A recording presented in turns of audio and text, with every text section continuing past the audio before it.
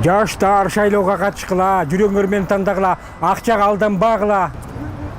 Чын жүрөктөн айтылган эме, дос каалоо. Шайлоолор таза өтсүн, э? Таза өтсүн. Ооба, мына. Рахмат. Шайлоодон кийин ызычуулар болбосун, урматтуу саясатчылар.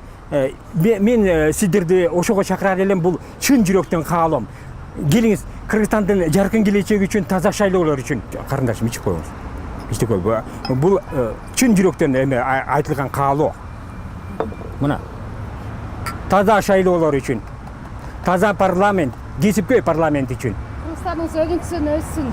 А там свои фокусы показывал в парламенте. То прыгает через забор, то руку поднимает. Это чистое хулиганство от чистого сердца за чистые выборы. Чтобы в Кыргызстане прошло чистые выборы, а не митинги, пикеты после 4-го.